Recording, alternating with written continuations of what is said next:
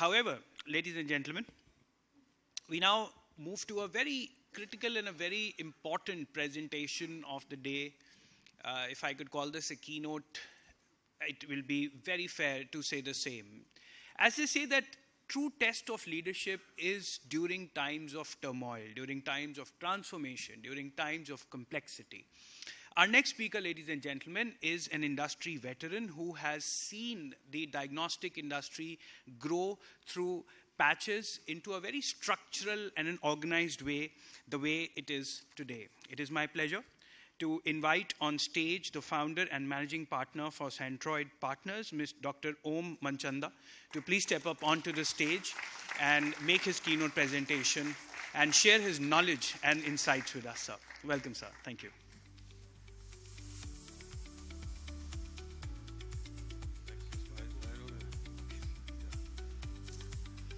Thank you and very good evening. And sorry, I don't have a presentation, so I'll probably.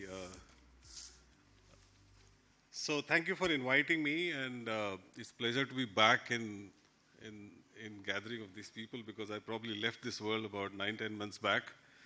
I was just thinking what role I have in this industry. Maybe I was just thinking of cricket where a player was in the ground. Now I've moved to the commentary box. So probably I'll start commentating about the industry rather than being in the industry. So the topic which is given to me is leading through complexity and my lessons from building, let's say, Dr. Lal Path Labs.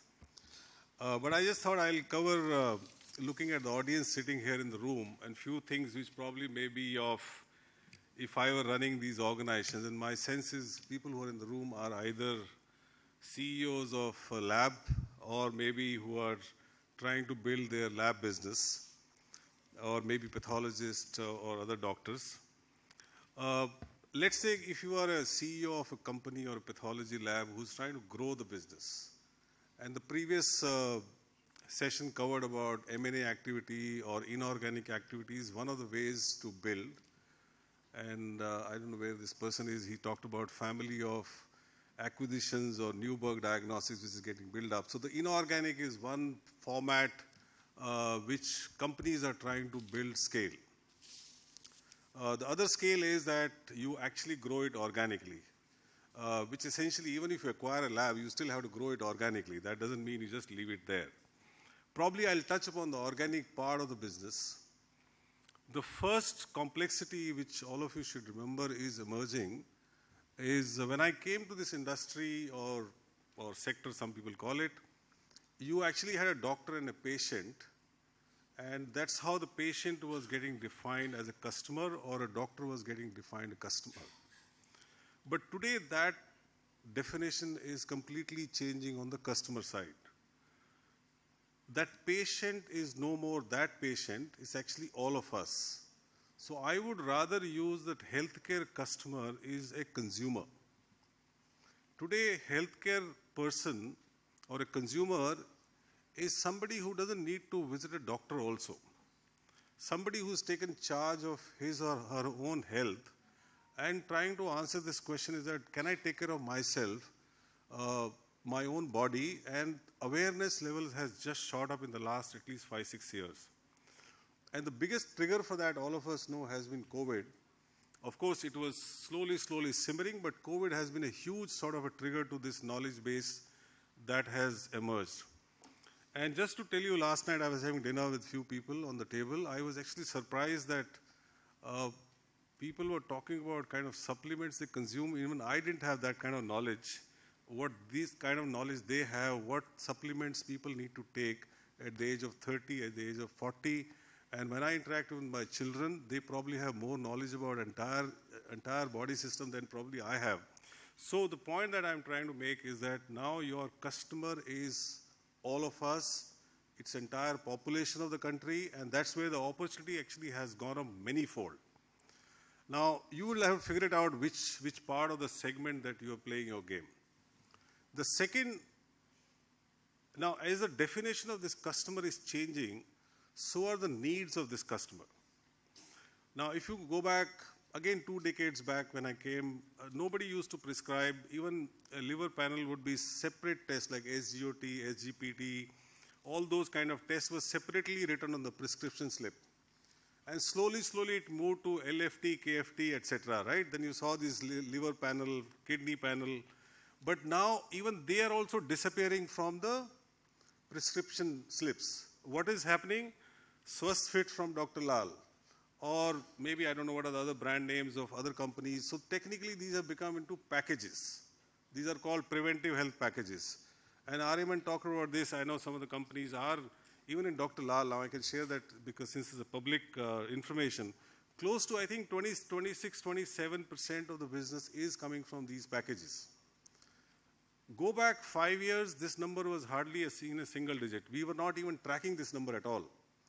Now, 5 years down the line, I don't know, half of the business actually may be in these packages itself. But my sense is it's not going to stop there. It's actually going to go even further because essentially everything is driven by consumer needs. Now, consumer needs are actually taking this entire thing into integrated diagnostics. So if you're a pure pathology player, now you'll have to ask this question, do I need to get into imaging business? It's also getting into genomics. You'll have to ask this question, do you need to get into genetic testing or to what extent you go? So it's all about integrated diagnostics. My sense is it's probably not going to stop there as well. I now, given this last 9 months, I've been a little bit of free bird and talking to a lot of these engineers. They are actually coming heavily into this healthcare. And somebody gifted me this wearable. I'm wearing this for the last 1 month. I'm actually getting hooked onto this, which tracks my sleep pattern, which tracks my stress level, which tracks my breathing rate and all that stuff. Now, since I'm from healthcare, I'm actually just wondering, can I actually integrate this data which is getting generated on a real-time basis into my health checkups that I get it done? Maybe somewhere in between lies a role for point-of-care testing as well. Why do I need to go to lab? Can I have something at home where I can do my other tests, which probably are coming? I saw somebody sitting from POCT as well here. I think the broad point that I'm trying to say, the consumer definition has changed. So are the consumer needs. And people who are trying to build this business going forward will have to probably think a little differently. So that's one complexity I'm seeing emerging, which is a great news because the opportunities landscape actually has become huge. 1.4 billion people, they are technically all customers or consumers of healthcare. Second complexity which is emerging is on consumer experience. Now, how you deliver these services. We have seen that people, let's say 2 decades back, walk-in business was there. In fact, people will come into the lab, stand in the queue. That's the kind of business used to be run. Slowly, it just moved out of that. Collection became into collection centers. Slowly, that also moved out and became home collection. Slowly, the home collection got integrated into these consumer apps. So virtually these days, consumers or patients don't even see a lab. They don't even know where these tests are being done. I don't know, there could be a different way of delivering these services which can emerge. I have no idea. My imagination can go very wild, and some of these companies may not be healthcare companies delivering these healthcare services. Jury is still out there, but that is another area which you should keep an eye on. The third complexity which I probably would see is the business models. Technically speaking, on test front, nothing much has changed. These are the same tests which were being done 20 years, 30 years, 40 years back. And I was in some meeting 2-3 days back. Somebody was saying even the machines also are very similar, just the scale has changed. You were doing earlier 50 tests, now you do 500 tests per hour. But give and take, they are the same. But what has changed is the business model. If you are an independent pathology lab, I think you please watch out from a hospital lab space. You will have to know as to how hospital lab segment is growing. My reading is because patient is looking for a convenience and everything under one roof. Hospitals are probably, if anybody from hospital labs here? Nobody's there. You're there.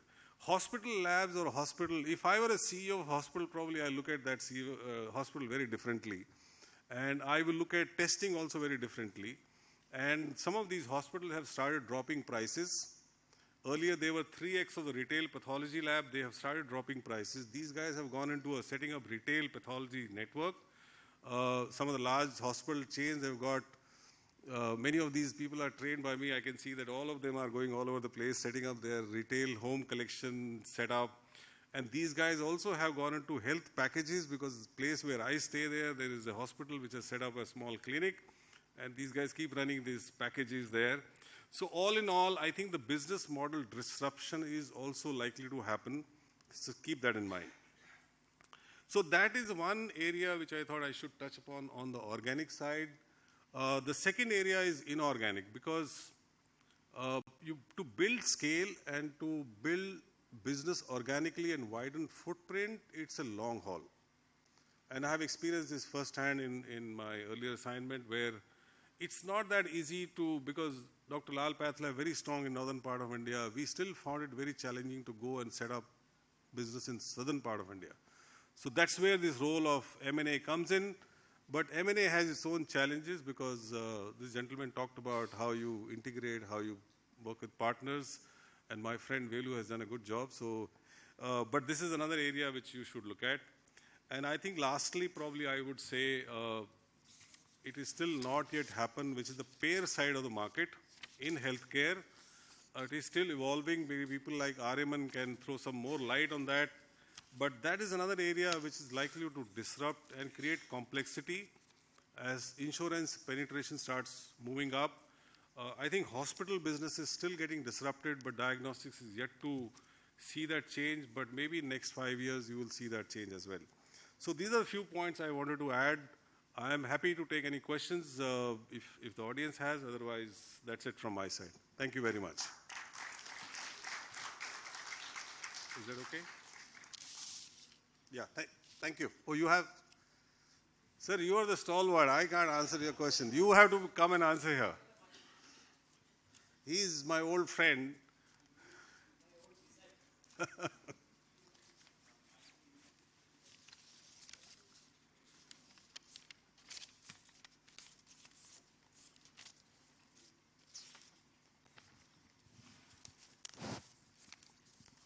Good evening, sir. You are the pathfinder of Indian diagnostic industry. So kind of you, yeah. One of the questions I always had in mind for you is what made you decide to build the collection center model, which the whole country more or less blindly followed?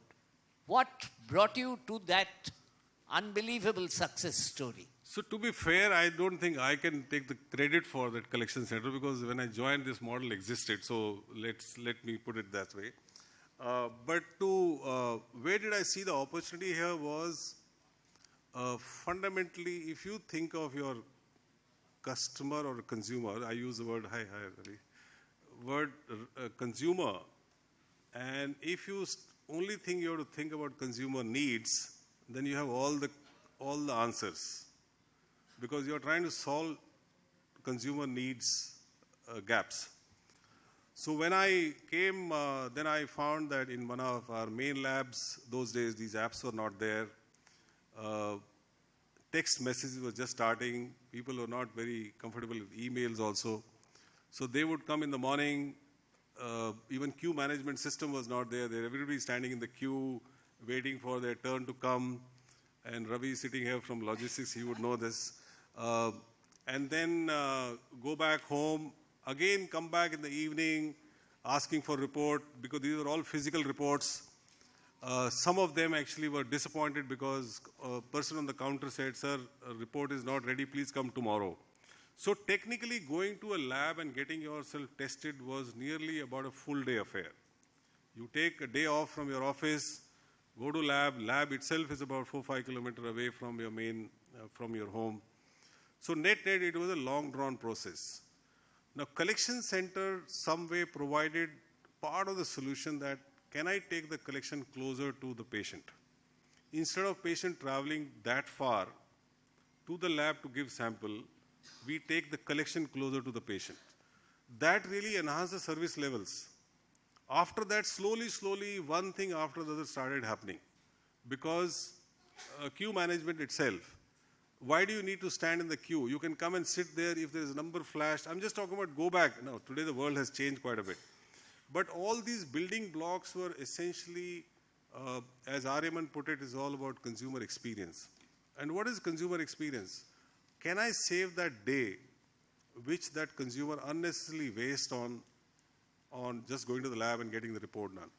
And this has happened in all industries. Look at everything now. In fact, it's been ages, forget about me, my wife went to a retail shop, everything just comes at home, right? This is all about convenience, it's all about consumer experience.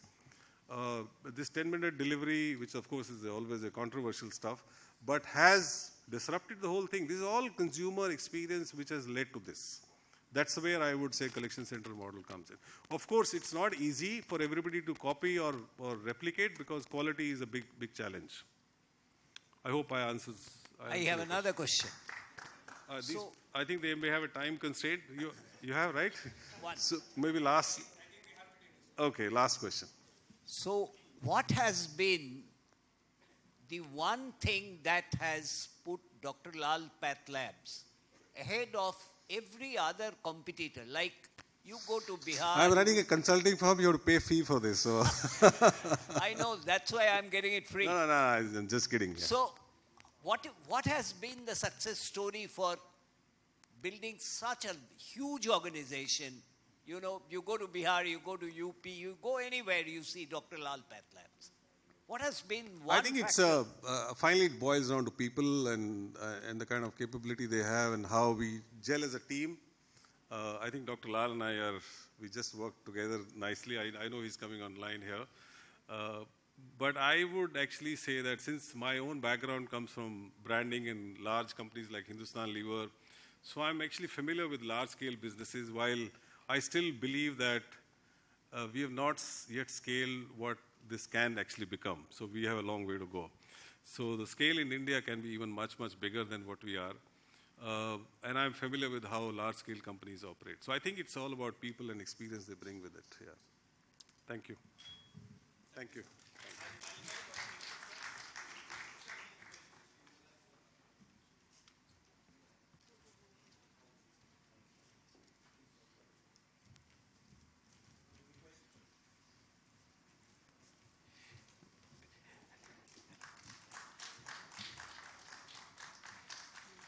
Ladies and gentlemen, your applaud could be louder, please, here.